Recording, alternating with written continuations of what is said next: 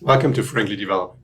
I'm your host, Frank, and today I want to help you unlock better designs. Imagine you need to solve a challenge. You think about how to approach it. Eventually, you come up with a design that you think would be good for solving this. Then you test and implement it to make sure it really works well. Sounds about right? Well, I'd like to suggest you stop doing it like that.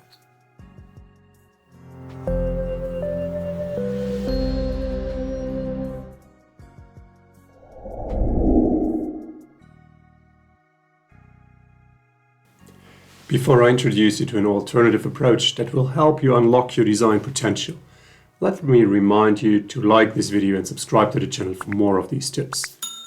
I'd also like to show you this different approach in action, for which we need a small design challenge. As the borders between low-level code, design and high-level architecture are quite vague, we'll just take a look at the level of a method signature. For our example, assume we want to provide a service that you can give a movie title to, and it will give you back all the streaming providers where you could watch that movie. So we could ask it for Stargate, and it might return something like Amazon Prime, Apple TV, and Sky.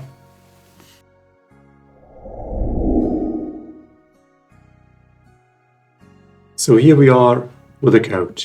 As you can see, we have like a normal enumeration with typical streaming providers. It's not a complete list, just for the example here, that's sufficient. And our interface for the streaming provider service. So let's come up with our design idea and say like, maybe we can call this method something like who streams it. Probably get the title as a string and might give us back an enumeration or collection kind of listing of these streaming providers. Well, there's your first design, and then you could go ahead, implement it, try it, test it, and everything. So the approach that I want to suggest instead is don't stop there. Take a step back and think about other possible designs. Come up with more ideas. For example, we could switch that list of stream providers and use flags even. We would need to initialize them. Power of 2 values like this, but then we could contain the whole result in one bit mask. Saves a lot of memory, maybe not as easy to use. There's pros and cons. Instead of that, we might also stick with the normal enum and say like, well, we don't want to have an order and prefer some providers over others. So maybe a hash set is more appropriate. Again, limits the implementation, clarifies a little bit of the intent. Maybe we want a different method, not query it like this, but have something like is streaming method. I can ask if a single given provider is streaming it. Maybe I want both of these, yet another variant we can design for. Maybe we go for an entire dictionary that contains all the streaming providers and true or false depending on whether they stream it. Or maybe we take something like a result object. We create our own result that then again contains these providers. Oh, and when we do that, we could actually rerun through all of these previous ideas we had, like this hash set, for example, or the dictionary, the bool. Like all of these other variants are combinable with this one again. So we are already at about a dozen variants of how we could encode this.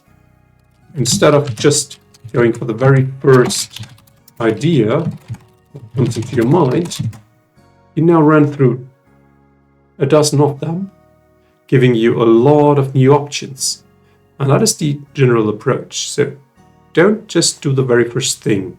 Think about all the other options you have.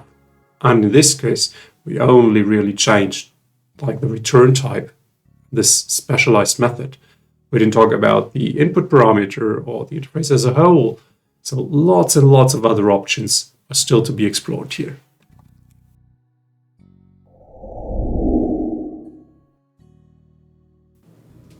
So that is really the whole approach.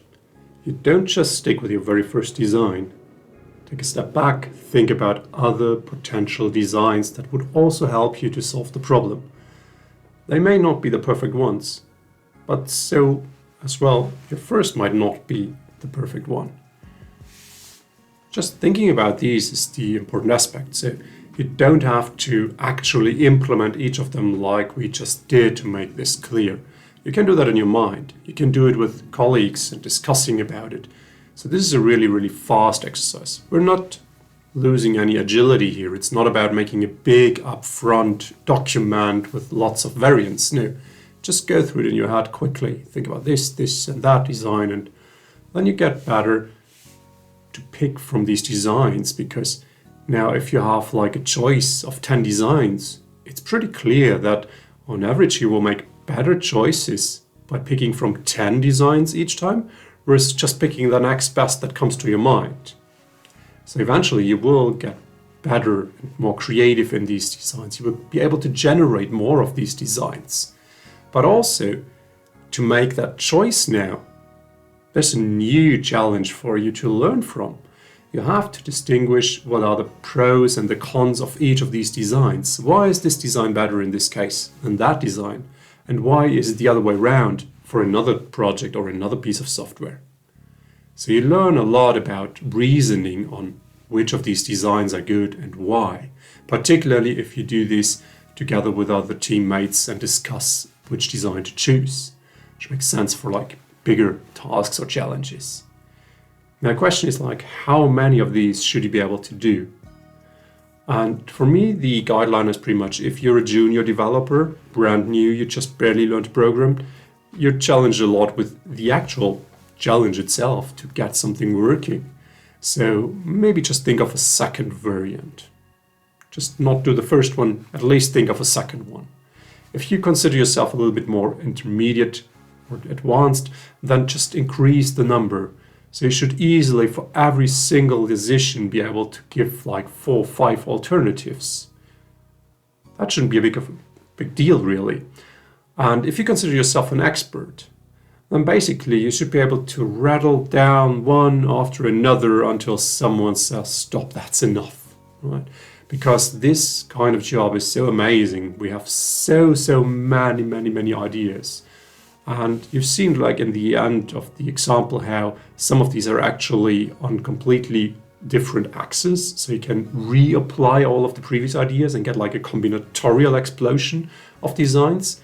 So it's really not too difficult to come up with the first 100 design variants. But the really interesting part is to get better and better about fastly thinking through all of these and thinking about which are the most appropriate for the situation at hand.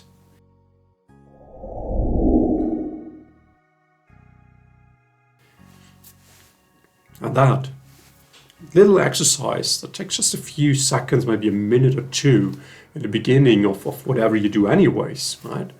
That will help you to unlock your design potential, because you will practice a lot more designs than just the one you would do otherwise.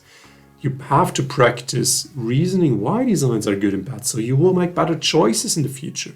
You will be able to challenge others and their designs in a much more objective way and see what is good and bad about this. So very simple idea, but it really helps you unlock all of your potential to get better at designing software. So don't forget to like and subscribe to unlock even more of your potential. Thank you very much for watching and have fun developing.